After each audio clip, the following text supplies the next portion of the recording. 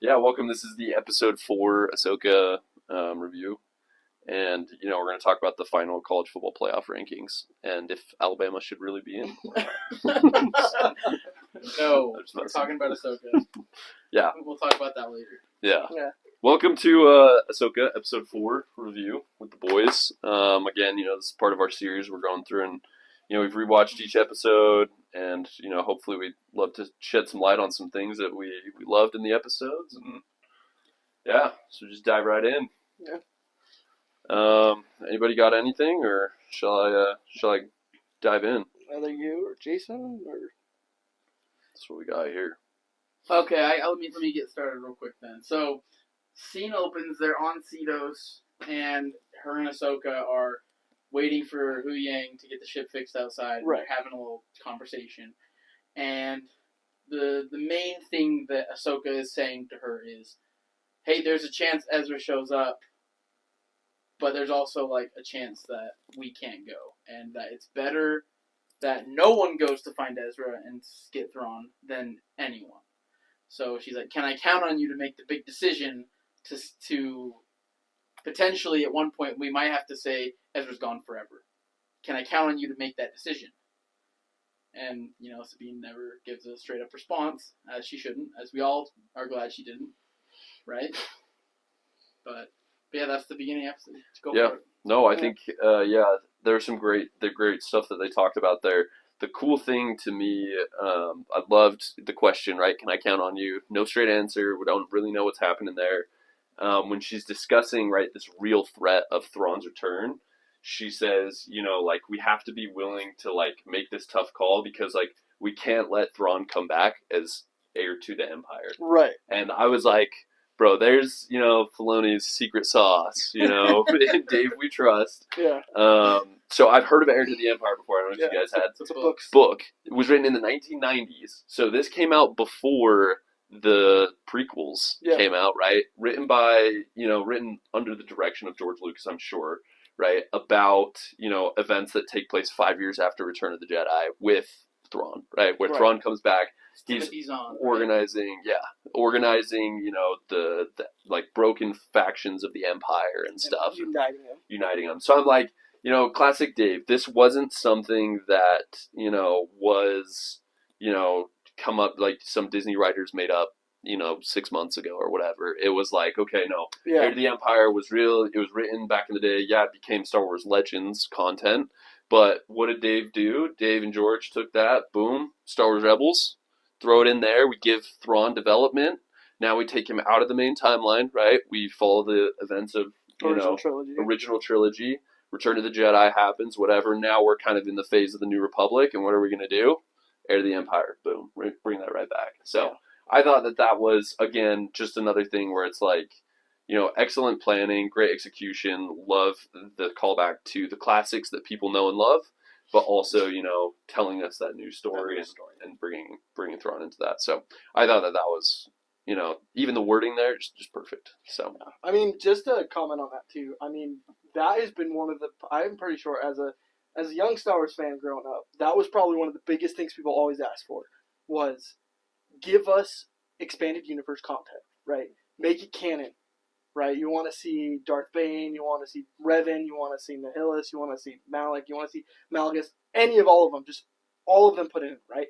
They want to have that canon, and of course, you can't have these big name characters. Like you go through canon, you're like, wow, Darth Vader, Anakin Skywalker are one of the most powerful Force beings in the universe, right? Got Emperor Palpatine as well, but then you introduce someone like Galen Merrick, Starkiller, who can pull down a Star Destroyer, right? Or Nihilus, who's able to basically siphon the life force of a planet and consume it. You're like, how do you put that in an expanded universe, right? You can't, in a sense. Or you have to dullify, you have to make them real dull and take their power away from them, which wouldn't make them their characters. But that's how George Lucas and Dave Filoni they're just top tier geniuses, because they take the stories that would make sense and be like, you know what? This is expanded universe, but I'm going to take it, I'm going to put it in.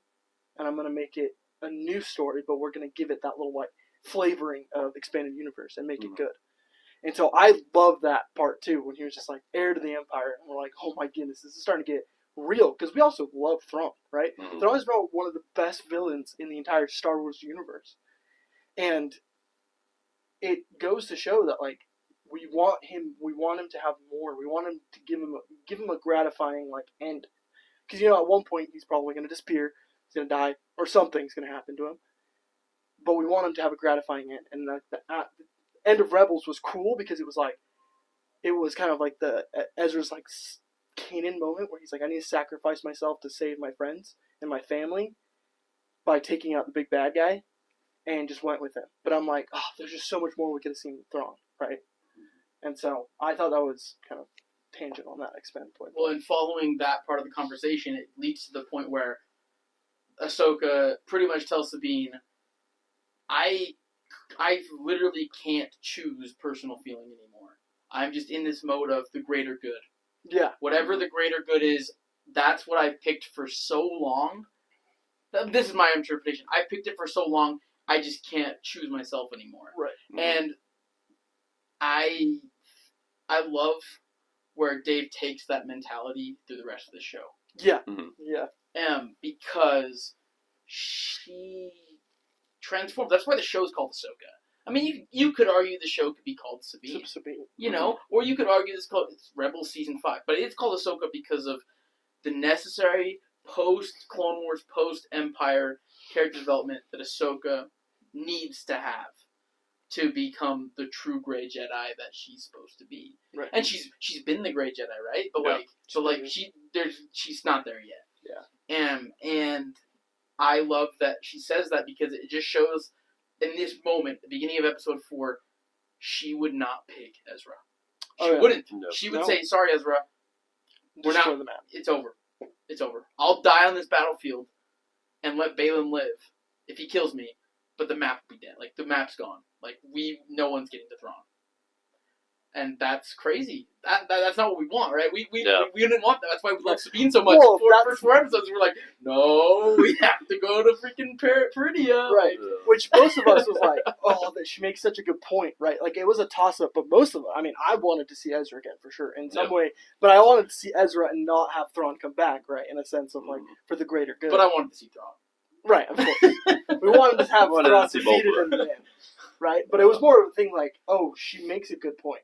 Like, if Thrawn comes back, there goes GG, right? Yeah. Game over for the New Republic. Yeah. Well, and think about it, too. It's like that. It's like too much Obi-Wan has overcome her in her path. Like, she's Anakin's Padawan. Obi-Wan's always there. Yeah. And this is her, like, I have the emotional, choose my own adventure Anakin side. And then I have my follow the rules, know what's best, do the best thing for the situation, think of the greater good, Obi-Wan side. Mm-hmm. And that side has, like, consumed her to the point of, dullness, insensitivity, anger, and, I don't know, lack of growth. Right. Yeah. Those kind of things. That's where Obi-Wan lacks, and that's why the show got a lot of hate for Obi-Wan being so much dull. Like that, Yeah. That was too much. He needed that Anakin that he, thought he killed, right? He needed that part in his life again. But that's a different show. We'll get there later. But yeah, that's the rest of that conversation with Ahsoka. Right, and then that follows the scene, right? I think it goes from there. They're trying to fix the ship. Hu Yang's fixing the ship, but then it goes to Baylan, and Baylan's like senses them in the forest, and was just like sends the HK droids out there. But he knows the HK droids are going to get wrecked, right? Mm-hmm. So that's why he sends Marek and Shin. And that was probably another cool thing, another reason why Ray Stevenson, may he rest in peace, his character was just so good. And the way he portrayed his character is so good because, again, it was like, I have faith in you, my apprentice. Like, something that the Sith don't have is like, you suck, and if you fail, I'm going to kill you, right? But he's like, no, I know you can stop them. Like, I know you will be able to stop them now. So would we call Baylan a gray Sith? No. Or is he like a dark gray Jedi? I'd probably put him under dark Jedi. Dark Jedi? Yeah. Fallen Jedi? Fallen Jedi? Fallen Jedi. Or just like... Because he's not as bad as Malicos. No. Unaligned It's like a different user. level. Yeah, because in Galaxy of Heroes, Baylan, or Terran Malicos is considered unaligned Force user. He's not a Sith. But so is Cal, so is Seer, so is Rey, so is Ahsoka, Fulcrum. I mean, they're all technically in that category. Yeah. Yep. So, but they're different levels. But with Baylan, it's negotiation first. I want you to be with me. I want you to, it's almost like he wants to entice the person to be like, you need to see the way I need to see. Don't jump to the end, bro. Yeah. No. Bro, chill. No, relax. I mean, this is... We'll get more of it in this episode, but no, I know where you're coming from. Right, yeah, but we get what you're saying. He's not like Vader. He's not like Maul, who's like, I will kill anyone, and no one's going to stand in my way of what I'm going to do, right? He's like, and he has this vision, right? He sees something, right? He's not like, oh, I'm just Thrawn's lapdog here. It's like, no, I see Thrawn as my opportunity for something greater, right? Right. And so, but if they get in my way, I have no hesitation. Yeah, he'll do what he needs to. Yeah, right. Totally. No, at this point in the episode as well, right when he's sending them off into the forest and stuff. Again, just epic Baylan moment. Again, stole the show. Truly, classic Star Wars character. But yeah, that development between him and Shin, and how Shin's just like, oh yeah, I cannot let my master down. Almost like I need to do this for him, right? Because that's all she knows at this point. We can assume that he probably picked her up as a young kid, saw her ability in the Force. Purge, bro. Yeah, right? Yeah, we don't know. we have no idea. We don't know. And then probably just raised her. And all she knows is this is my father figure, right? Yeah. And he's saying, that whole conversation that she has with him and all that stuff. And it's just, it goes, again, it just shows that relationship that's so much different than what a Sith would have with each other. Yeah. But what Jedi would have with each other, right? It's almost more Jedi-like than it is Sith. Mm-hmm. Low-key Anakin Ahsoka vibe. Right. Yeah. No, I'd say that for sure. More than just master and apprentice. Right, where even Anakin would go at any lengths to save Ahsoka, right? Where some people are just like, can't let the attachments take me. Luminara, bro. Season 2, I think, of Clone Wars, where she's like, if it's my Padawan's time to die, it's my Padawan's time to die. Anakin's like, frick no. Yeah. You freaking idiot. I'm gonna go save my Padawan. I'm gonna go get him. Yeah. What does that make me? You know? Yeah, exactly. I'm gonna sleep at night knowing that, I could have done something. Ridiculous. Yeah. So, well. Moving forward, with the episode, we see Sabine, correct me if I'm wrong, this might be the first time that she's... No, so she does armor up when her and Ahsoka leave in episode 2 and stuff. Yeah. But again, she's armored up and she's like, let's go do this thing. Yeah. She's got the helmet, boom, pops it on. And we see, her and Ahsoka go out. They're like, we're going to go get these guys. Because the HK droids are fighting. Yeah, they're fighting. Because, again, there was that conversation where it's like, you guys are better together. Yeah. Right. Yep. So they go off. together, fighting. But that's after they kill the HKs. Yeah, so they go. But then we skipped a micro scene of Hera with the fleet. And it's the one old guy from Mando. Carson Treva, who pulls up with her because he's like, yeah, I already hooked up. I already balled out with Mando, so why not just ball out with Hera too? Yeah. She says she says something I go for it. I know true leadership, right? Right. Yeah. Follows her till the end, which is again, it goes to show the differences between the New Republic and the general status that she has. Yeah. Mm-hmm. But that was micro scene, so Shin and Merrick go to confront Ahsoka and Sabine. And that's the next scene, right? Yeah, it's basically the next scene. So they go and fight. And the swordplay was cool. I thought it was super cool. Again, we mentioned this in the first 2 episodes, where the forest almost gave you to me it gave me Japanese movie scene, right? You're playing Ghost of Tsushima right now. You're in a lot of foresty areas, and so basically tall trees. And you're kind of in the middle of these thin, tall trees, and that's what that planet is, right? Mm-hmm. And you have Ahsoka fighting Merrick, right? They go off, and then Shin fights Sabine, and Sabine and Shin go off into their own direction, and then Merrick and Ahsoka are together, and you see Ahsoka just very samurai, very just samurai movements, right? And everyone was thinking, oh man, this is gonna be a crazy fight because at this point no one knew what who Merrick was, what he was. Our understanding was Sam Witwer plays him. Right. So that's Star Killer, Darth Maul. Star Killer, Inquisitor. And he looks like an Inquisitor. Right, yep. Inquisitor who could have been, who everyone was speculating, this is a Vader-trained, apprentice. Mm-hmm. And we have Anakin's apprentice fighting each other. So they're like, this is gonna be a crazy fight, like Anakin's apprentice versus Vader's apprentice. Who's gonna win? You know, and so everyone was hyped up for that. And I'll let you guys continue on that, but I mean, that's what I expected. Yeah, before we, talk about the Merrick reveal and stuff, obviously we have this scene where they, again, kind of like, samurai vibes, you think of like, you can talk about Star Wars Rebels and kind of stuff. My mind goes to Star Wars Rebels, Darth Maul versus Kenobi fight, where, they face off, they're standing off, and then it's like a 3-move kill, right? Yeah. So it's like, a little bit of clash, and then Kenobi takes out Maul, right? Same thing here, right? Ahsoka, she's there, she's all ready to go. Merrick's got the spinning blade, and then it's like one charge at each other, right? One slice, battle's over, right? Yeah. And so, again, callbacks to those other shows, right? Yeah. Kenobi, I got Kenobi and Maul vibes, but I don't know if you had anything Season 1 else. finale of Rebels, Merrick's holding his thing out, and the saber out, and it's spinning, right? Right. And what does Kanan do? Takes his saber, Ezra saber, sticks it through, breaks it, takes out the Grand Inquisitor. That was the vibe I got from it, as well as, remind me what it was. In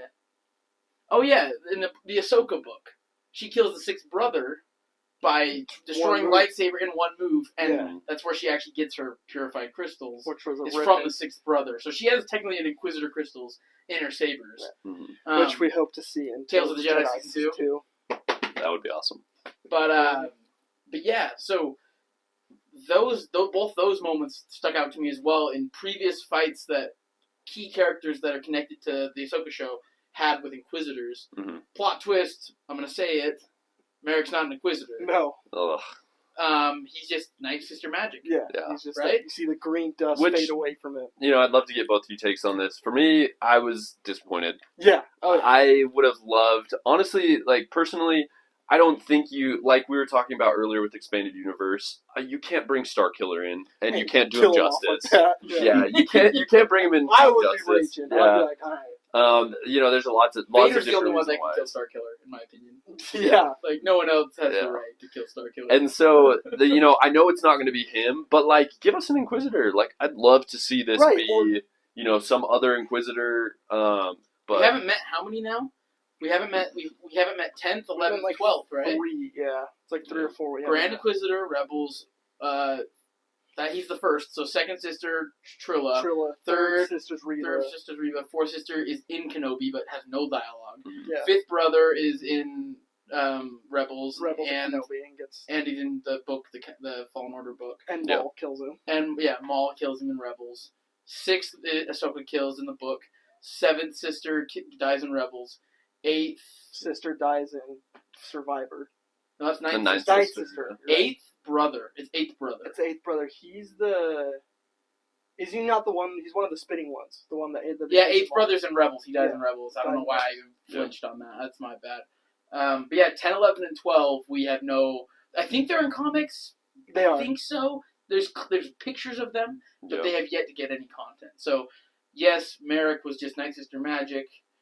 But we were just to follow you up. Yeah, I was hoping for a not Starkiller because they couldn't have done justice, but an Inquisitor would have been sweet. Yeah, would have been sweet. A real Inquisitor, even if it's honestly, a long shot, but I was kind of hoping for Barriss because that'd be kind of cool to have. Barriss could have been a great. That would have been cool because it would make sense, right? It wouldn't have been a one slash thing though. Right. Yeah, it would have been like remove my helmet and go for right. Yeah. So that's how it would have been. But Filoni taken a lot of inspiration from Japanese literature and culture from that.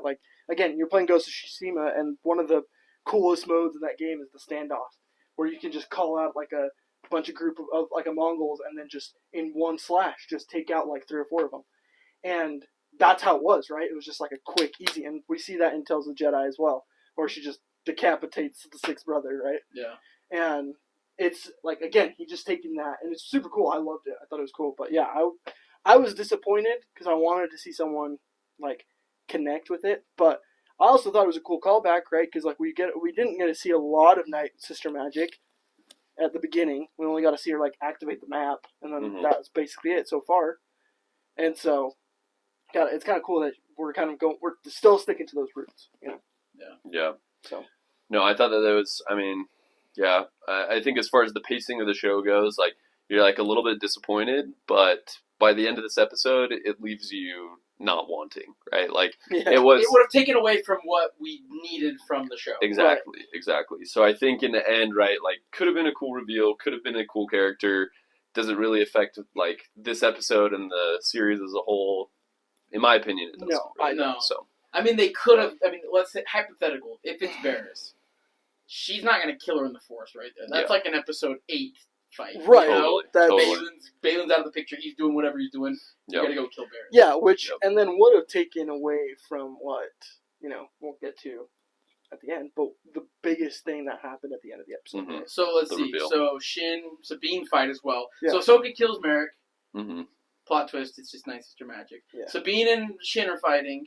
Not as simple, but in the end, Sabine uses her Mandalorian She's better. Yeah. Right, which I thought was super cool, because again, she was like, like kind of fighting. Shin is still like better than her, even after the training she's gone through. Of course, she didn't have that much training, but like Shin is still better than her, and Shin knows it, right? She's taunting her the entire time. Mm-hmm. You're not good enough. You're garbage. You're gonna regret telling Ahsoka to go find Baylan. Yeah, right. And so she's like, you're awful and all that stuff. But then in the end, what saved Sabine was her Mandalorian traits, right? Yep. Where she's like, gotcha, and then blast her with the whispering. What are they called again? Whispering. I don't know. Death, or I don't know. It's a dragon and How to Train a Dragon. But yeah. Anyways, mixing universes here. Yeah. No, I think that was good. Moving from there, kind of, we have this battle. Right, she kind of is able to fight with Shin or whatever, but she's told Ahsoka, you go get the map, right? Ahsoka pulls up, Baylan's sitting there meditating, right? And then we have you probably like Malicos vibe, hoodie on, like a nomad traveler guy. Like, who the heck is this guy? Yeah. For those of you who don't know, Terra Malicos, Jedi, Fallen Order. But yeah, like Dark Jedi, more towards the leaning of the Sith. Yeah, definitely more so than Baylan. We get some great dialogue here between Baylan and Ahsoka. That for me was a highlight of the episode when she walks up and he's all like, Anakin spoke so highly of you, and you're like, shoot, this guy knew Anakin, right? And so that pops in you. You're like, whoa, and Ahsoka's all like, I'm not here to talk about my past, whatever. Which is awesome, because we all kind of go into what you were talking about, towards the beginning of the last episode. Where Ahsoka's just so emotional, right? Mm-hmm. Like she's so like driven. We see that in Rebels, where she's like, "I am no Jedi. You're not leaving without me here, right?" Like with Vader. But then you see, like every time that someone mentions her past, she feels the impact of it. She goes, "If I would have stayed in the Order, Anakin probably would have still been Anakin, not Vader." And then, like in episode 1, if I had left Sabine, right? Like I left Sabine, like I left the Order. Right. You get these hints of it. Right? Exactly. Yeah. And now she's like, I'm not here to talk about my past. Exactly. Which you see, like, she's focused. She is, like, on another tier. Like, and even Baylan after that, he goes, all right, like, I'm going to ignite my light. Wait, pause. Because he's like, you were alive to see what he became. Yeah. Right, but that was... So it was cool. Like, that was one part. Yeah, one part I wrote down. He says, you're like, okay, so this guy knew Anakin, I guess, right? But then he obviously comes out and he's like, everybody in the Order knew Anakin, right? Mm-hmm. But he said, few lived to see what he became, right? Right. And so, again, we don't know anything about Baylan's story, right? But he saw everything, right? Yeah. He knew Anakin. He knew what Darth Anakin Vader became. Which was crazy, because not even people in the Imperial ranks didn't know who Vader was. Didn't know who Vader was. Yeah. They would talk about Anakin Skywalker right in front of him and how he was such a great Jedi. And Vader wouldn't say anything. Or Vader's killed some people because of it, but there were stormtroopers who walked in on him helmetless and be like, "You're Anakin Skywalker," and he just murdered them. Like, he doesn't want anyone knowing about his past. So somehow Baylan, sounds like Ahsoka. Right, like somehow Baylan knew who Anakin was and who he had become. Right? So which is, again, super cool that he's trying to like manipulate Ahsoka in using her feelings, but then she just shuts him down because I'm not here to talk about my past. I'm here to get that map, and you're going to give it to me. Right? Yeah. So. No, I thought that was really cool. Dialogue there was awesome. Moving towards the fight scene itself, something that we discussed right when the episode came out was kind of some of the different saber stances that happen here, right? Ahsoka, typically she's rocking the double lightsabers. For most of this fight, if not for all the fights, she's single saber. Yeah. There's some cool moments where she goes back to that kind of reverse grip that she has in Clone Wars. And I thought this fight was really fun to watch. Again, like we talked about, Dave Filoni's goal is to make this seem legit, right? He doesn't want a fake fight that's going to make viewers, angry about this or that. I thought it was awesome. Baylan kind of gave off Vader vibes to me a little bit. Just heavy hitting, right? Like, Vader's all, like, effortless, heavy, one hand, whatever, right? Baylan's like, he's got two hands, right? He's going to let you know he's got the power, right? And Sabine does a good job, or Ahsoka does a good job there of, I'm going to switch my style so that I can match the power. But I thought there was also, it was a great moment to see Ahsoka's athleticism here. She's pretty flexible. She's doing some cool little tricks and stuff, which I thought was a great aspect of the battle itself. But Agreed. I don't know if you guys had anything to add to that. But yeah, I felt like it was very cool to see her in a defensive stance and still attack because she would have two sabers out if it wasn't for his dominant power, right? She knew I have to use both my hands to even stand a chance, right? And so other than his like large, heavy Vader like swings, they would like have like clash, pause. And it kind of felt like a Dooku situation. Yeah. Like Dooku, definitely Baylan was like way more into the power, not the technique. But like, take aside from the technique, like just the feeling of the battle was like clash, and then like stare down or like. They didn't have any dialogue in this. Usually Dooku's talking, right? Yeah. Like he's a chirper. But take out the talking, and that's what it kind of felt like for a lot of it. Because I mean, they're moving around, and Ahsoka's trying to get leverage where the map is, and she eventually tries to grab it and burning her hand or whatever, you know. And I was going to say the same thing. You definitely feel that switch in the fight when she loses that leverage, right? So she has that stability in the two hands, right? Once she gets the map and loses that limb, she tries to compensate. There is a moment at the end, right, when, she's backed up, she got the cliff behind her and stuff, and she's holding, and then you see her reach out with the Force, and she's, like, stabilizing her lightsaber blade. So cool. Which, no spoilers for people who might play certain video games, but it's a move that we've seen Vader use, right? Stabilizing the blade. So I thought that was cool. Anakin and Obi-Wan fight too. Yeah, so great content there. I thought that was awesome. Yeah. Well, and then Shin, ran away from Sabine, shows up, and he's like, hasn't killed Ahsoka yet, but he's like, grab the map. Yeah. And Ahsoka's like, well, Ahsoka's emotion. Like, you see the first spark of true anger. Emotion, and she's like, where the frick's Sabine at? And she just wants Shin. Yeah, I thought, no, that was, and so I totally agree, right? You kind of see the dark side, right? You see the emotion, you see Anakin come out, and, she just grabs Shin, throws her right into the rock. I thought that she straight up killed Shin. I was like, there's like broken neck, broken back, whatever, so I'm like, she hit that rock hard, right? And again, right, just like you're saying, like, it is all out of emotion, right? Like, Sabine's gone. You killed Sabine, like, I don't care right now. I'm going to take you out, right? So I thought that was an awesome part. So, but then humanity to her, right? But then Sabine does come, shows up. Ahsoka's pretty much on the edge of the cliff, right? Mm-hmm. Yeah, she's on her last legs. And what does Baylan do? He's got that negotiator, mindset, right? He's like, so first takes out Ahsoka, right? Yeah, launches Ahsoka off the cliff, and then turns around, and it's not, hey, I'm gonna fight you right now, right? Turns the lightsaber off. He's like, "What do you want, Sabine?" Yeah. After completely owning her, because she's like, "No," and then fires a few shots, and he's just like just that was not even deflects all effortless. of it. Like, man, this is like, bro, come on. Like, I've had people shoot at me in law worse than that. Yeah. Right? And then he like, I'm not here to fight you, Sabine. We have the same goal, right? Yep. He's like Thrawn kind of dialogue, Right, exactly. Thrawn's like, I don't care, like, that Ezra's here. He's just not part of my plan, Or like, I'm gonna leave him anyway. Yeah, it's like, well, there's so many examples. Baylan's like, it would be a pity to kill Ahsoka. There's so few Jedi left. Right. It's and it's truth. Like, he's not saying that as oh, I'm so much better than her. It's like, no, I would feel bad to kill her, right? Because like, I don't need to. True. It's like, that's what I was thinking of. Darth Maul. I feel like it's like Darth Maul Rebels. he's got his own mindset of what he's trying got to his do. own goal. He's looking for Kenobi, right? He's willing to do whatever it takes to get there. Baylan, it's like, I'm willing to let a war start. And it's like, I need Sabine on my side to get that to happen. Right. She's got it, right? She's got the map in her hand. She's like, it's over if you make another move. And what does he do? He uses her mind. Yeah. He's like, we're going to get Ezra. You better hop on board. You know? Which is like, it's cool because like reading the mind, like reading her mind and knowing what she wants, apparently is a dark side tactic.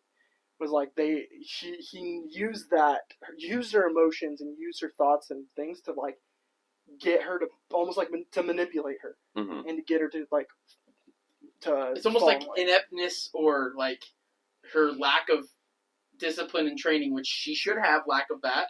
Yeah, which right. she does in the Force, right? Because Kanan's not falling for that, you know. Yeah. No. Whether that's a bad example. Maybe Kanan would go down to go get Ezra. Yeah, but he wouldn't go. He wouldn't go with. He wouldn't go with Baylan. Yeah. He would be like, he's smarter than that. I'll do this on my own. Right? Yeah, but yeah, it's like,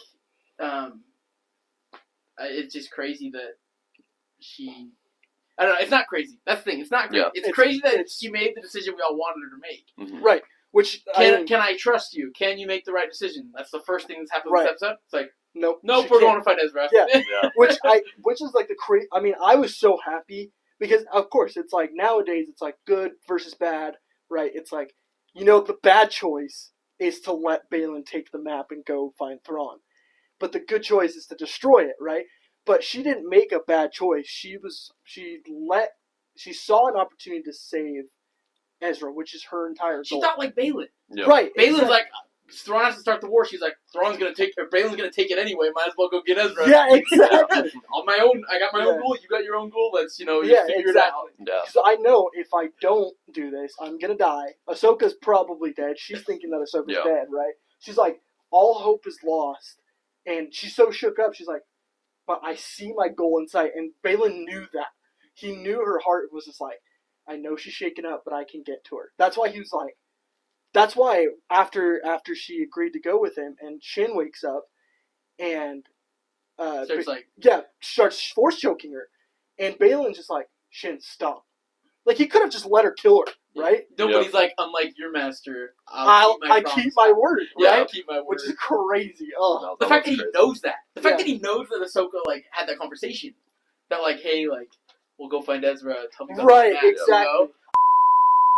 I'll listen to you, even though like your master abandoned you and left you and didn't want to listen to you. I will, and so he let her, and then the craziest part of the episode happens. Well, wait, pause.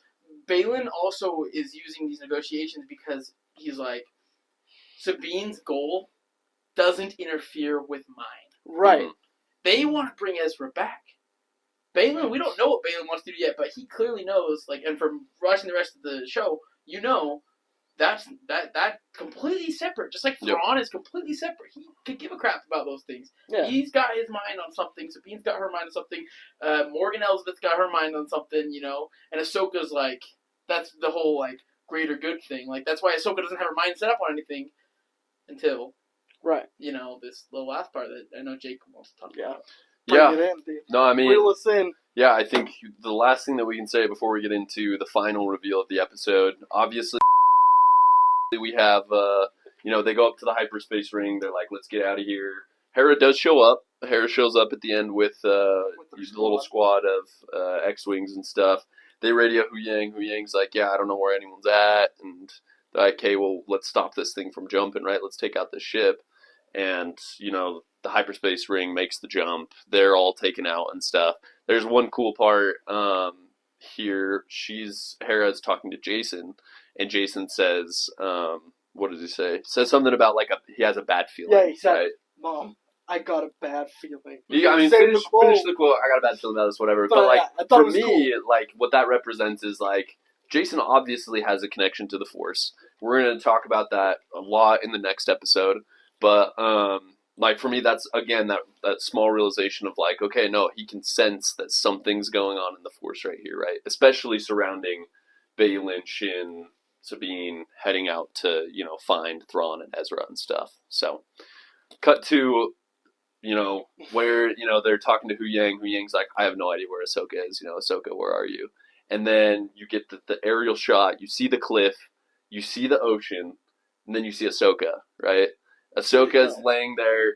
You see kind of like some blue sparkles and stuff. You're like, okay, like she's probably just laying in the ocean. You know, she's got some waves or whatever. Kind of zooms out, and then you're like, where is she, right? She's sitting on... She's something very familiar. She's sitting on the pathway in space, right? In the world between worlds. And she's like, okay, well, first off, you know, how do I get here? Where am I? I think she recognizes world between worlds. It, yeah. And then we get to hear, you know, the guy. The man himself. Hey, Snips, you know, how's it going? I didn't expect to see you here. She turns around. Anakin Skywalker standing there, right? The big, you guys just got chills. Anakin Skywalker standing there, right?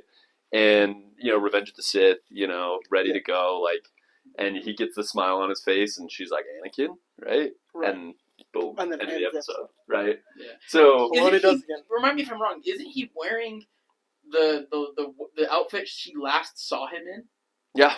When he goes off to save the Chancellor. Yeah. Probably. So he's got the Clone Wars look, the longer hair. Yeah, well, I mean, it's like the shorter one, right? It's like the no, it is the season 7. Season 7 because it's when the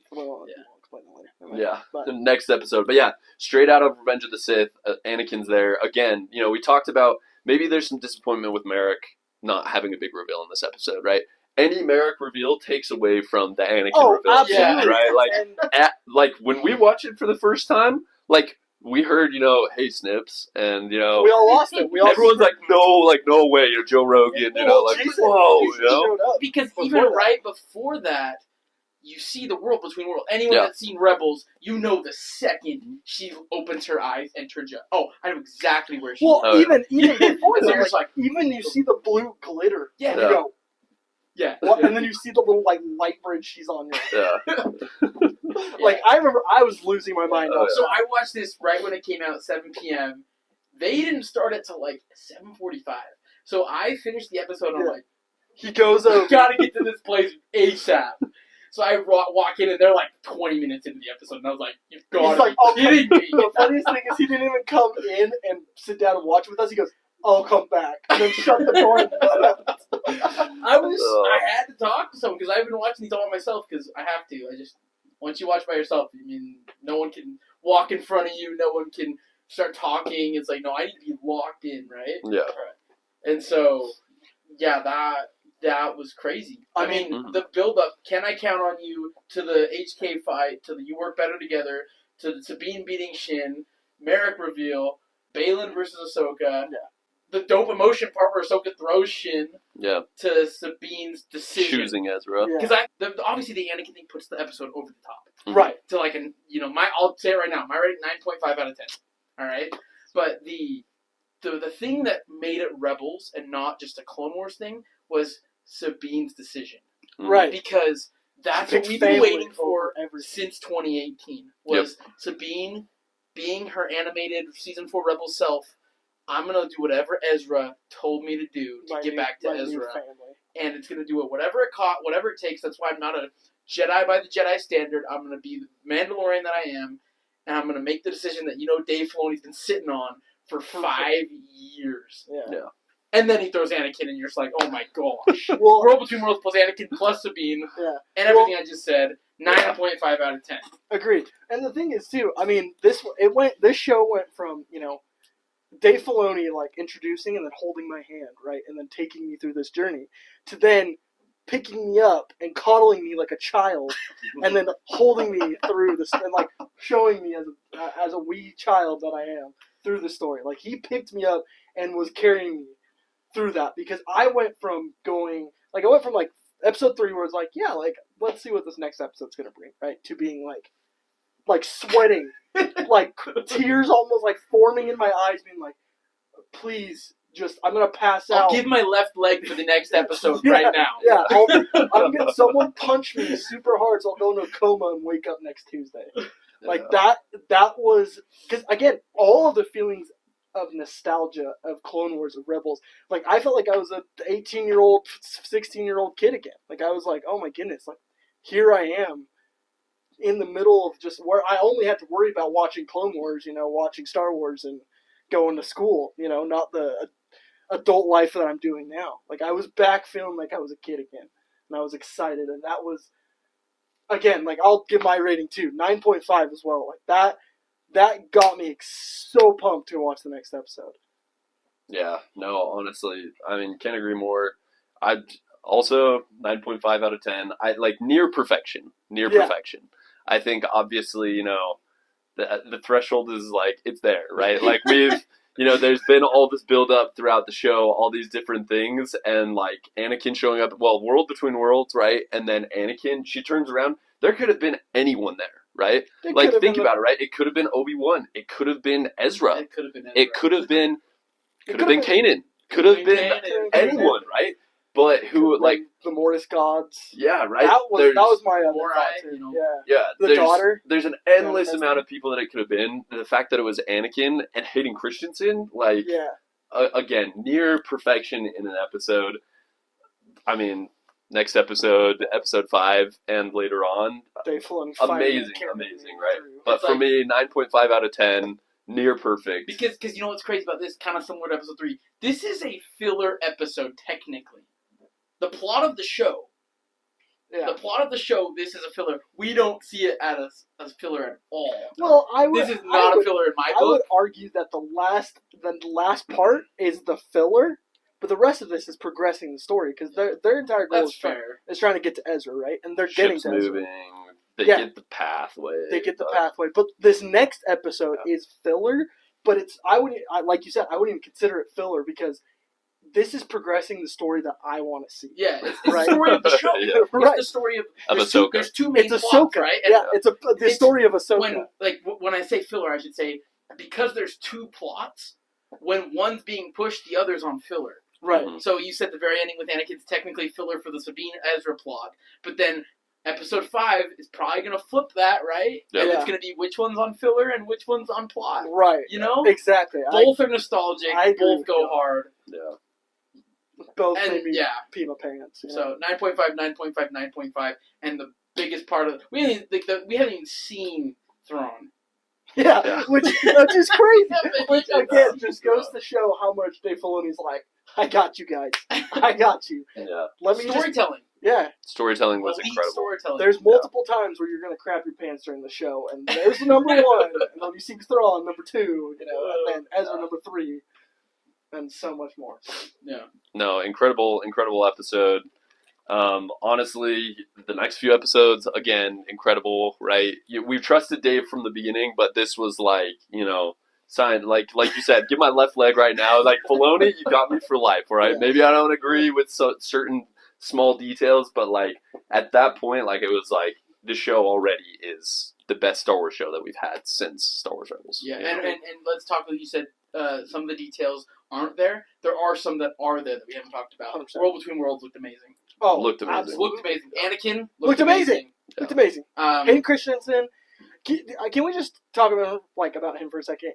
Man, going from the prequels, being started as Anakin Skywalker in the prequels, no one liked him at the beginning, right? Everyone thought he was garbage. And thought, man, this guy's so whiny, Anakin's a loser, all this bunch of stuff, blah, blah, blah. No one liked the prequels, right? I don't like sand. There you go. But then going from, not letting that stop him, right? From just continuing to be part. And then, because of us, who were... Our generation grew up on the prequels. Ended up seeing for what it was. I mean, Clone Wars, Dave Filoni... Clone Wars, Revenge of the Sith. Rebels. Matt Lanter. Matt Lanter, right? Brought that character back up into the light and gave Anakin so much more depth, and that, he became my favorite character. I love... And then after reading the Vader comics, I haven't read the newer issues. I know that some of the newer issues people are having problems with, but the first few issues gave Vader even more character depth. Which I'm like, holy cow, how can you do this? Man's just supposed to be a villain. He's just there to, wreck people and just look cool. But no, it gave him more depth. But Hayden Christensen came back and was just like, I'm going to reprise this role. And then he did it. He did it. He captured Anakin again, right? Which I'm like, this is... Matt Lanter will always be the always be the Anakin that I grew up with. But Hayden was, our live action portrayal of him. And well, you get a glimpse in Kenobi too, right? Mm-hmm. You see him slaughter a village. You see him. Yeah. You see the whole like half the remake of the season 2 Rebels finale. Yeah. You see you see him again in more recent stuff, and you hear him and Ewan McGregor talk about we were hated.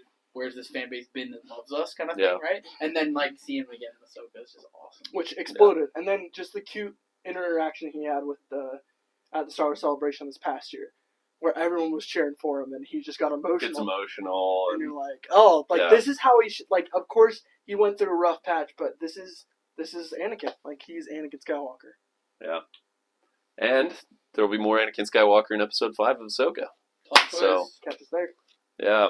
We'll have to recap that one more in the next one, but yeah, I think that's about it. Yeah. Thanks for watching.